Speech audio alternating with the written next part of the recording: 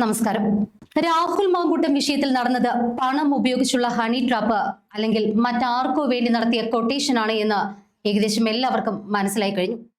പക്ഷെ ഈ കേസിൽ ഇടത് മാപ്രകളും സഖാക്കളും മാപ്പ് പറയേണ്ടത് ഇന്നലെ പൊട്ടിമുളച്ച കപട അതിജീവിതകളോടല്ല, മറിച്ച് ഫെനി നൈനാൻ എന്ന ചെറുപ്പക്കാരനോടാണ്. അവനാണ് ഈ വിഷയങ്ങളിൽ ശരിക്കും അതിജീവിച്ചത്. അവന്റെ ഭാവി കൂടിയാണ് നിങ്ങൾ വ്യാജ വാർത്ത കൊടുത്ത് കുഴിച്ചു മൂടാൻ നോക്കിയത്. രാഹുലിനെ കുടുക്കാൻ ശ്രമിച്ചവർ കൃത്യമായ പ്ലാനിങ്ങിൽ തന്നെയാണ് എല്ലാം നടത്തിയത്. പക്ഷെ അവർക്ക് പ്ലാൻ തെറ്റി തുടങ്ങിയത് ഈ കേസിൽ ഫെനിയെ കൂടി ഉൾപ്പെടുത്തി തുടങ്ങിയപ്പോഴാണ്. അതായത് രണ്ടാമത് വന്ന കേസിൽ ഫെനിയാണ് രാഹുലിനെ കാറിൽ ഡ്രോപ്പ് ചെയ്തത് എന്നൊരു വാദം കൊണ്ടുവച്ച്, പക്ഷേ ഫെനി പേടിച്ചിരിക്കാതെ ധൈര്യമായി പുറത്തു വന്ന് താൻ അങ്ങനെയൊന്നും ചെയ്തിട്ടില്ല എന്ന് വ്യക്തമാക്കി. അപ്പോൾ തന്നെ ആ കേസ് ചീറ്റി.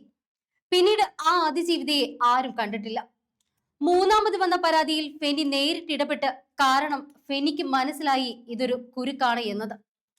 സത്യത്തിൽ ഈ കേസിൽ ഗൂഢാലോചന നടത്തിയവർ ഫെനിയെ ടാർഗറ്റ് ചെയ്തില്ലായിരുന്നുവെങ്കിൽ ഒരുപക്ഷെ ഇപ്പോഴും ഈ കേസുകളുടെ പിന്നിൽ നടന്ന ഗൂഢാലോചന നമ്മൾ ആരും അറിയാതെ പോയേനെ. അല്ലെങ്കിലും എത്ര വലിയ പ്ലാൻ ഉണ്ടാക്കി എത്ര വലിയ ഗൂഢാലോചന നടത്തിയാലും എവിടെയെങ്കിലും ഒക്കെ പാളും. അങ്ങനെ പറ്റിയ ഒരു പാളിച്ചയാണ് ഫെനിയെ ഈ കേസിൽ ഉൾപ്പെടുത്തിയത്. കാരണം ഫെനി ഇതിലൊക്കെ ഉണ്ടാകുമെന്നത് പ്ലാൻ നടത്തിയവരുടെ ഊഹങ്ങൾ മാത്രമായിരുന്നു. സത്യത്തിൽ രാഹുലിനെ മാത്രമല്ല ഇവർ ലക്ഷ്യം വെച്ചത്. രാഹുൽ വഴി ഷാഫി പറമ്പിൽ, അതുവഴി കോൺഗ്രസ് എന്ന പാർട്ടി എങ്ങനെയായിരുന്നു. എന്നാൽ ഇവരുടെയൊക്കെ പ്ലാനുകളൊക്കെ തെറ്റിച്ചത് കോൺഗ്രസ് പാർട്ടി എടുത്ത തീരുമാനങ്ങളാണ്. അതായത് രാഹുലിനെ പാർട്ടിയിൽ നിന്ന് വരെ പുറത്താക്കുമെന്നത് അവർ പ്രതീക്ഷിച്ചിരുന്നില്ല. അതുപോലെ ഈ വിഷയത്തിൽ രാഹുൽ മാങ്കൂട്ടത്തിന് സമൂഹത്തിൽ നിന്ന് കിട്ടിയ പിന്തുണ ഇവ രണ്ടുമാണ് ഈ ഗൂഢാലോചന നടത്തിയവർക്ക് ഏറ്റവും വലിയ തിരിച്ചടി.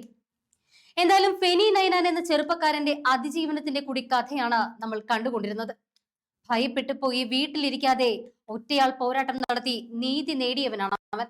ഉചിതമായ തീരുമാനം കൃത്യസമയത്തെടുത്ത കോൺഗ്രസ് നേതാക്കളാണ് കയ്യടി അർഹിക്കുന്ന മറ്റൊരു കൂട്ടർ. ഒരുപക്ഷെ അവർ തീരുമാനമെടുക്കാൻ വൈകിയിരുന്നുവെങ്കിൽ അത് പാർട്ടിയെ കൂടി ബാധിച്ചേനെ. നേതാക്കൾക്ക് അഭിവാദ്യങ്ങൾ നേരുന്നു.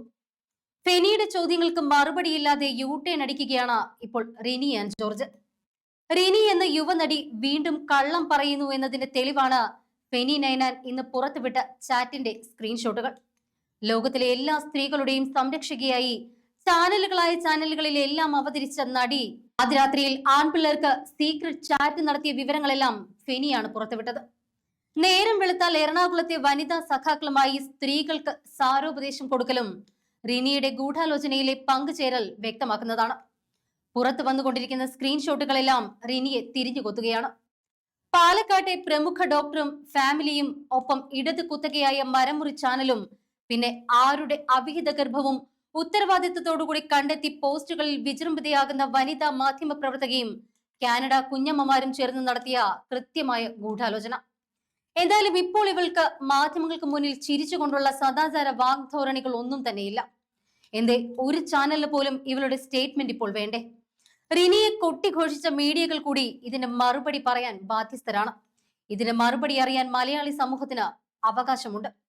കാരണം സ്വസ്ഥതയും സമാധാനവും തരാതെ ഞങ്ങൾ മലയാളികളിലേക്ക് ഇക്കണ്ട നാളത്രയും വിഷം കുത്തിവെച്ചത് ഈ മീഡിയക്കാരാണ്. ഈ പറയുന്ന സ്ത്രീയുടെ ഇന്റർവ്യൂ എടുക്കാൻ മിനിറ്റിന് മത്സരിച്ച മീഡിയാസ്, അതിലൂടെ ആർജിച്ച കപട ശക്തിയാൽ മറ്റുള്ളവരെ പൊട്ടൻ കളിപ്പിച്ചു രസിച്ച ഈ സ്ത്രീയോട് ഇന്ന് ചോദ്യങ്ങൾ നിങ്ങൾ തിരിച്ചു ചോദിക്കണം. എന്നിട്ട് തെളിയിക്കണം മാധ്യമധർമ്മം എന്താണെന്ന്.